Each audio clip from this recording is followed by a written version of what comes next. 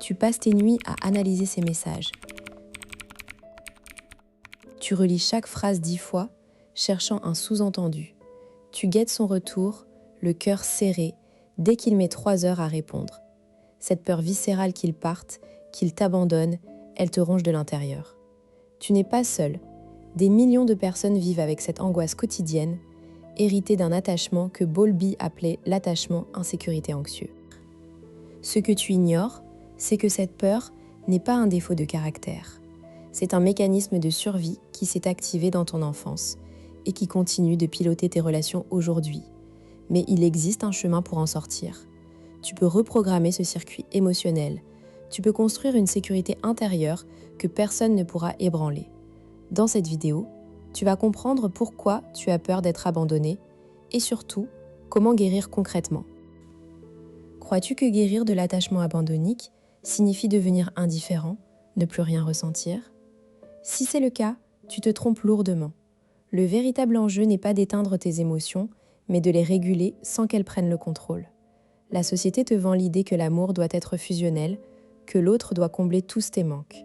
C'est faux. La dépendance affective n'est pas de l'amour, c'est de la survie émotionnelle déguisée. Tu as probablement entendu des conseils comme « aime-toi d'abord » ou « sois indépendante ». Ces phrases sont vides si tu ne sais pas comment faire. Elles ignorent le vrai problème. Ton cerveau a appris, très tôt, que l'amour est conditionnel, que tu dois t'accrocher pour ne pas être rejeté. Bowlby a montré que les enfants qui ont subi des absences imprévisibles ou des rejets développent une hypervigilance relationnelle. Tu es devenu une détective de l'attachement, décodant chaque signe de distance comme une menace de mort. Le mécanisme caché derrière la peur de l'abandon s'appelle le style d'attachement anxieux préoccupé. Dans le cerveau, cela correspond à une activation excessive de l'amygdale, ta centrale d'alarme, combinée à une difficulté à calmer le cortex préfrontal, siège de la raison. Quand tu ne reçois pas un message, ton amygdale crie « danger » et ton corps réagit comme si ta vie était en jeu. C'est pourquoi tu envoies 3 messages d'affilée, tu appelles sans laisser de répondeur, tu vérifies son téléphone. Tu cherches une réassurance qui ne vient jamais assez vite. L'ironie, c'est que ce comportement pousse souvent l'autre à s'éloigner, confirmant exactement ce que tu redoutes. C'est le cercle vicieux de la prophétie autoréalisatrice.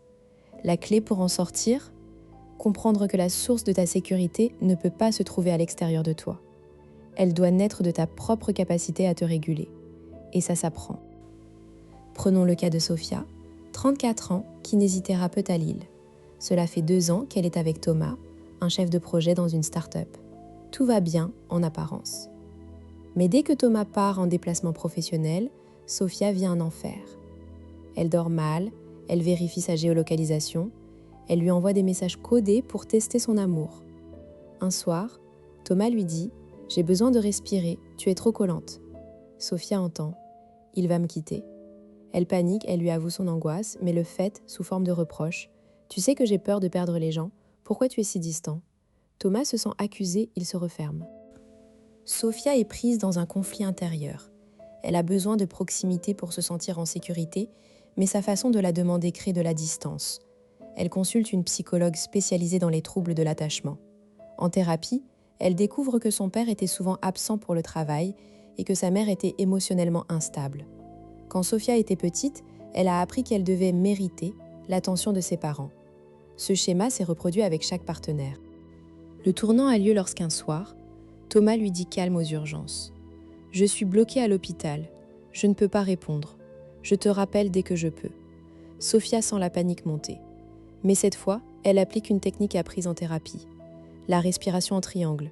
Inspire pendant 4 secondes, retiens 4 secondes, expire 4 secondes. Elle répète mentalement « Je suis en sécurité. Thomas n'est pas mon père. Je peux attendre. 10 minutes passent. » Thomas rappelle « Sophia ne l'attaque pas. » Elle dit simplement « Je suis contente que tu aies appelé. Je me suis sentie un peu inquiète, mais j'ai respiré et ça va. » Thomas la remercie. Pour la première fois, la boucle d'angoisse ne s'est pas bouclée. Pour appliquer cela dans ta vie, commence par identifier tes déclencheurs. Quel moment active ta peur? Le silence après une dispute, un message laissé en vue, une absence imprévue? Note ces situations dans un carnet. Ensuite, gradue ton besoin de réassurance. Si tu as envie d'envoyer un message, attends 30 minutes. Pendant ce temps, Fais une activité qui engage ton corps. Marche, étirement, respiration. Tu verras que l'envie diminue après 20 minutes. Ton amygdale se calme, ton cortex reprend la main. Les conséquences de la guérison sont immenses. Tu passes d'une quête épuisante de sécurité à une capacité à créer des relations authentiques. Tu ne vis plus dans la peur, mais dans la confiance. Tu deviens capable de donner de l'espace sans anxiété et tu attires des partenaires sécures qui ne fuient pas l'intimité. Tu brises le cycle de transmission. Si tu as des enfants, ils grandiront avec un attachement sécure car tu leur auras appris par ton exemple. Technique 1. L'autoréassurance par le dialogue intérieur. Quand la panique monte, ton cerveau génère des scénarios catastrophes. Tu dois les contrer avec des phrases factuelles. Exemple, au lieu de « il ne m'aime plus », dis-toi « il est occupé »,« il m'aime ». L'absence ne signifie pas rejet. Prononce ces phrases à voix haute.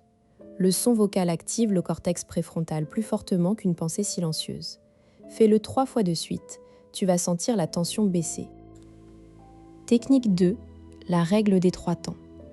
Avant d'agir sur une impulsion, envoyer un message, vérifier son téléphone, attends 3 secondes. Pendant ces 3 secondes, pose-toi 3 questions. Est-ce que mon action est motivée par la peur ? Que se passerait-il si je n'agissais pas maintenant ?